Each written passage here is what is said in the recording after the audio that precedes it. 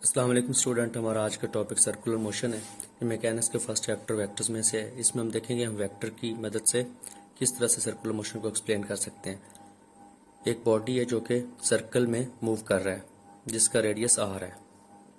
Body जब point P पर होता है तो उसकी पोजीशन को पोजीशन वेक्टर ओ पी से रिप्रेजेंट किया जाता है। O P is equal to R, position vector is equal to R position vector की ये मैग्नीट्यूड है और ये यूनिट वेक्टर है। अगर हम डायग्राम से देखें तो ओ पी जो पोजीशन वेक्टर है हमारे पास, ये दो वेक्टर को सम करने से मिला है, ओ ए एंड ए पी। ओ ए बराबर एक्स के, ए पी बराबर है वाई के। एक्स को हमने लिखा है, ये उसकी मैग्नीट्यूड है, साथ यूनिट वेक्टर है। वाई मैग्नीट्यूड है वाई वेक्टर की और जे यूनिट वेक्टर है। हम इस तरह से भी कह सकते हैं कि पोजीशन वेक्टर जो है ये इसके दोनों कंपोनेंट्स हैं, एक्स और वाई। अगर हम डायग्राम से देखें तो ये एक ट्राइंगल बन रही है। तो यहाँ से X is equal to R cos theta मिलेगा हमें और Y is equal to R sine theta मिलेगा। अगर हम एक्स और वाई की वैल्यू जहाँ पे पुट कर दें, एक्स और वाई की जगह पे, तो हमें ये इक्वेशन मिल जाएगी। जैसा कि हम जानते हैं कि theta is equal to omega T, तो यहाँ पे थीटा की जगह पे हम ओमेगा टी पुट कर देते हैं। अगर हम यहाँ से आर कॉमन ले लें दोनों में से, तो हमारे पास ये इक्वेशन आ जाती है, equation number 2। R position vector is equal to r into cos omega T I plus sine omega T j.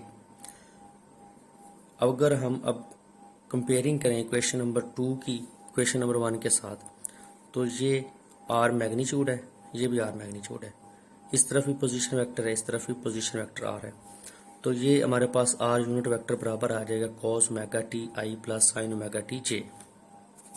ये देखें, ये इसलिए हमने ये इसके बराबर लिखा हुआ है। ये इक्वेशन नंबर 3 है। वेलोसिटी, हम जानते हैं कि जब भी किसी पोजीशन वेक्टर को या डिस्प्लेसमेंट को डिफरेंशिएट किया जाता है विद रिस्पेक्ट टू टाइम, तो हमें वेलोसिटी मिलती है बॉडी की। तो हमने इक्वेशन नंबर 2 को डिफरेंशिएट किया विद रिस्पेक्ट टू टाइम। ये हमारे पास इक्वेशन नंबर 2 है। अगर हम इसको टाइम के लिहाज से ओमेगा बाहर लिख लिया already, minus omega sine omega T I plus, अब ये साइन ओमेगा टी का डेरिवेटिव होता है कॉस ओमेगा टी और ओमेगा टी का होता है ओमेगा, ओमेगा हमने बाहर लिखा हुआ है। तो अगर हम इसमें से ओमेगा कॉमन ले लें, ये भी ओमेगा है ये भी ओमेगा, तो ये हमारे पास ओमेगा आ जाएगा बाहर। V is equal to R omega minus sine omega T I plus sine omega T J. Equation number में 4 मिल जाएगी। ये वेलोसिटी वेक्टर फॉर्म में है, हमें चाहिए इसकी मैग्नीट्यूड। तो इसकी मैग्नीट्यूड के लिए हम क्या करते हैं, वेलोसिटी को इसके साथ ही डॉट प्रोडक्ट ले लेते हैं इसका। वी का square is equal to R omega, ये देखें ये आर वी की वैल्यू सारी एक मरतबा लिखेंगे वी की वैल्यू, फिर डॉट, फिर वी की वैल्यू लिख देंगे ये। और जब हम इसको आपस में इसका मल्टीप्लाई करेंगे, डॉट प्रोडक्ट लेंगे, ये आर ओमेगा और ये आर ओमेगा स्क्वायर हो जाएंगे, आर का स्क्वायर ओमेगा स्क्वायर। तो साइन ओमेगा टी आई जब इसके साथ मल्टीप्लाई होगा माइनस साइन ओमेगा टी के साथ, तो ये माइनस और माइनस प्लस हो जाएंगे और ये साइन स्क्वायर ओमेगा टी हो जाएगा। आई डॉट आई जो है वो हमें 1 की वैल्यू देता है। और जब हम साइन ओमेगा टी को इसके साथ मल्टीप्लाई करेंगे तो आई डॉट जे जो है वो 0 की वैल्यू देता है। तो ये चीज़ टर्म खत्म हो जाएगी और सिर्फ आई डॉट आई और जे डॉट जे वाली टर्म बचेंगी। I dot i 1, j dot j 1, तो हमें बचेगा sine omega sine square omega t plus cos square omega t. और मैथमेटिकली टर्म्स में हम जानते हैं कि ये चीज़ sine square theta plus cos square theta equal to 1 होता है। तो ये टर्म 1 हो जाएगी। तो पीछे में हमारे पास बचेगा वी का square equal to R square omega का स्क्वायर। अगर स्क्वायर हम खत्म कर दें तो V equal to R omega हमें मिलेगा। और वी क्या है, हमारे पास लीनियर वेलोसिटी है, जो सर्कल के ऊपर बॉडी मूव कर रहा है उसकी लीनियर वेलोसिटी है, और ओमेगा उसकी एंगुलर वेलोसिटी जो सेंटर पे ऊपर एंगुलर डिस्प्लेसमेंट के चेंज होने की वजह से हमें मिलती है। हम जानते हैं कि एक्सेलरेशन जो है ये हमें उस वक्त मिलता है जब हम किसी बॉडी की वेलोसिटी को डिफरेंशिएट करें विद रिस्पेक्ट टू टाइम। तो हमारे पास इक्वेशन नंबर 4 में देखें, ये देखें हमारे पास इक्वेशन नंबर 4 में वेलोसिटी पड़ी हुई है बॉडी की।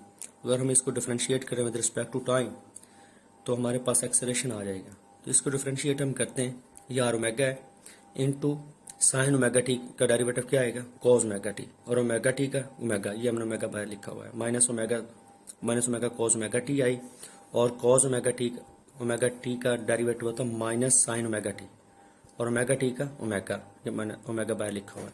अब इस टर्म में से मैं ओमेगा कॉमन ले लेता हूँ, तो बाहर आ जाएगा आर ओमेगा स्क्वायर, और साथ में माइनस भी कॉमन ले लेता हूँ, तो हमारे पास ये टर्म आ जाएगी, a acceleration is equal to minus r omega square into cos omega T I plus sine omega T j. अगर हम इक्वेशन नंबर 3 को देखें, ये हमारे पास इक्वेशन नंबर 3 है, ये किससे बराबर है, r unit vector is equal to cos omega T I plus sine omega T j. तो ये वही चीज़ है, तो यहाँ पे हम आर यूनिट वेक्टर लिख सकते हैं, ये हमने आर यूनिट वेक्टर लिख दिया। अगर इस माइनस को हम यूनिट वेक्टर के साथ लिख दें, तो ये हमें पता चलता है कि एक्सेलरेशन जो है, इसकी डायरेक्शन जो है ये सेंटर की तरफ है, क्योंकि आर जो है उसकी जो डायरेक्शन है, ये देखें डायग्राम से, आर की डायरेक्शन है ओ से पी, तो एक्सेलरेशन की डायरेक्शन है माइनस आर के अलोंग, तो माइनस आर क्या होगा, वो पी से ओ होगा। तो पी से ओ क्या मतलब है कि हमारे बॉडी का जो एक्सेलरेशन है उसकी डायरेक्शन सेंटर की तरफ है। तो एक्सेलरेशन ए की जो मैग्नीट्यूड होगी, सिंपल ए, वो बराबर होगी a equal to omega square r. यहाँ हमने यूनिट वेक्टर नहीं लिखा, सिर्फ मैग्नीट्यूड चाहिए हमें। यहाँ पे यूनिट वेक्टर नहीं लिखा और इसके ऊपर हमने एरो हेड नहीं लगाया, ये सिर्फ मैग्नीट्यूड है। तो जैसे कि हमने पहले प्रूव किया है कि v is equal to R omega, यहाँ से हमें ओमेगा की वैल्यू मिल जाएगी, ओमेगा इजकल टू वी, और आर यहाँ पे हम ओमेगा की वैल्यू पुट कर देते हैं, v का स्क्वायर आर का स्क्वायर, ये स्क्वायर इस आर के साथ खत्म हो जाएगा, हमें मिलेगा a is equal to V square over R. Equation number 6 है ये हमारे पास। ये जो है, ये एक्सेलरेशन जो है ये कहलाता है सेंट्रीपिटल एक्सेलरेशन। जब कोई बॉडी सर्कल में मूव करता है तो उसका ये जो एक्सेलरेशन होता है ये हमें मिलता है सेंट्रीपिटल एक्सेलरेशन, इसको कहते हैं। आगे हम बात करते हैं angular frequency and time period की। पहले हम बात करते हैं एंगुलर वेलोसिटी की। Time rate of change of angular displacement is called angular velocity omega. ये ओमेगा बराबर होता है थीटा ओवर टी के। थीटा हमारे पास एंगुलर डिस्प्लेसमेंट है, अगर उसको हम टाइम के साथ डिवाइड करें तो हमें एंगुलर वेलोसिटी मिलती है। Time required to complete one cycle is called time period. Mean के एक बॉडी को आ जाती है, एक सर्कल कंप्लीट हो जाता है, तो उसको लिए जितना टाइम रिक्वायर्ड है उसको कहते हैं टाइम पीरियड। और इसके दौरान उसने इसके सेंटर के ऊपर जो इस तरह से एंगल बन रहा होता है, इसको एंगुलर डिस्प्लेसमेंट कहते हैं, उसने ये कितना एंगुलर डिस्प्लेसमेंट कवर किया यहाँ से यहाँ तक, ये होता है हमारे पास 2 पाई रेडियन थीटा, और theta is equal to mega T.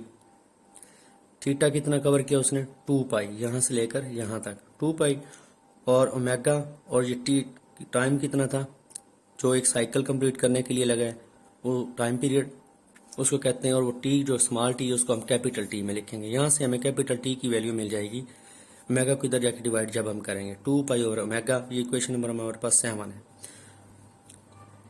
Number of cycles in unit time is called frequency. Simple frequency ये डेफिनेशन है, ये बराबर होती है F is equal to 1 over T, capital T mean के टाइम पीरियड, तो T is equal to 1 over F. ये frequency और टाइम पीरियड दोनों एक दूसरे के रेसिप्रोकल होते हैं। अगर हम इस इक्वेशन से देखें, ओमेगा को इधर लिखते हैं और टी को इधर लिखते हैं, तो हमारे पास ये इक्वेशन बनती है, omega is equal to 2 pi over T, और ये क्या है टी यहाँ पे 1 ओवर टी, तो 1 ओवर टी की वैल्यू क्या है हमारे पास एफ, 2 पाई एफ। अगर हम एंगुलर वेलोसिटी को इन टर्म फ्रीक्वेंसी देखते हैं तो ये एंगुलर फ्रीक्वेंसी कहलाती है। Now omega is angular frequency. Okay जी, अल्लाह हाफिज़। ये हमारा आज का लेक्चर कंप्लीट हुआ।